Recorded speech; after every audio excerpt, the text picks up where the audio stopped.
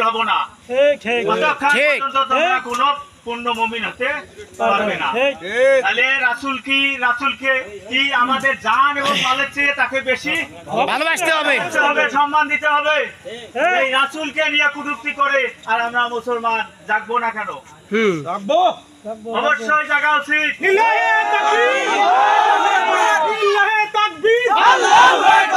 শরীরে এক বিন্দু রক্ত থাকতো আমরা তাকে ছাড় দেব না, দেব না। তোমরা পরস্পর বিভক্ত হয় না, আমরা সবাই মুসলিম, আমাদের একটা পরিচয়, আমরা মুসলিম।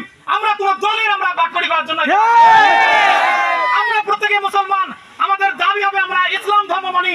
আমাদের ইসলামের নবীকে নিয়ে কেউ যদি কটূক্তি করে তাকে কোন ক্রমে আমরা ছাড় দেব না। তারা পর্যন্ত মুহাম্মদ সাল্লাল্লাহু আলাইহি সাল্লামকে নিয়ে কথা বলার দুঃসাহস করে নাই। আজকে ওই হিন্দু মহারাজ সেন তিনি মুসলমানদের বিরুদ্ধে হুঙ্কার ছেড়েছে, তাদেরকে জবাই করার জন্য যেরকম মানুষকে উস্কে দিচ্ছে, আমরা ওপেন ঘোষণা করে দিচ্ছি মুহাম্মদ সাল্লাল্লাহু আলাইহি সাল্লামের বিরুদ্ধে যদি কেউ কথা বলে আমাদের শরীরে এক বিন্দু রক্ত থাকতো আমরা তাকে ছাড় দেব না, দেব না। উপস্থিত জনতা, পত্র বাজারের দোকানদার ভাইয়েরা, সকল প্রতি আমার সালাম, আসসালামু আলাইকুম ওয়া রাহমাতুল্লাহ। আল্লাহর কাছে লাখ কোটি শুকরিয়া যে রব্বুল আলামিন আমাদেরকে তার মহান হুকুম মাগরিবে 3 রাকাত ফরজ নামাজ জামাত সহিত আদায় করার পরে আমাদের বিশ্বনবী মুহাম্মদ সাল্লাল্লাহু আলাইহি সাল্লাম, যার জন্ম না হলে এই পৃথিবী কোনো কিছুর সৃষ্টি হতো না, তাকে সেই ভারতের দালালেরা তাকে কটূক্তি করেছিল। যে নবীর সৃষ্টি না হলে পৃথিবী কোনো কিছুর সৃষ্টি হতো না, এই নবী ছিল শিশু থেকে মৃত্যু পর্যন্ত তিনি ছিলেন নিষ্কলঙ্ক, তার কোনো দোষ ছিল না। ঠিক, এই নবী শিশু বয়সে শিশু দায়িত্ব, যুবক বয়সে যুবক দায়িত্ব হক, এবং তার নবুয়ত প্রাপ্তির আগ এবং শেষ পর্যন্ত তিনি সমস্ত হক পালন করে গিয়েছেন এবং তার উম্মতকে শিখিয়ে দিয়েছেন। আমরা আজ সেই নবী মারা যাওয়া প্রায় 1500 বছর হয়।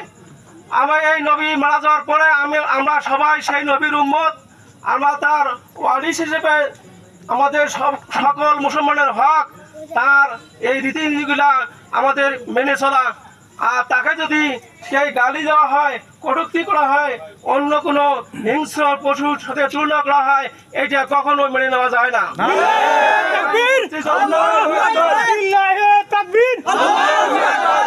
আজকের এই পথসভা থেকে আমরা সেই ভারতের দালাল থেকে আমরা জানিয়ে দিতে চাই, সেই ভারত সরকার তিনি যেন যিনি আমাদের নবীকে কটূক্তি করেছিলেন তার জন্য উপযুক্ত শাস্তি দেয়, এবং তার সাথে আমাদের বাংলাদেশের বর্তমান প্রধান উপদেষ্টা তাকেও আমরা বলতে চাই তিনি যেন সেই ভারতের সরকার মোদির সঙ্গে পরামর্শ করে তার উপযুক্ত শাস্তির ব্যবস্থা নেন।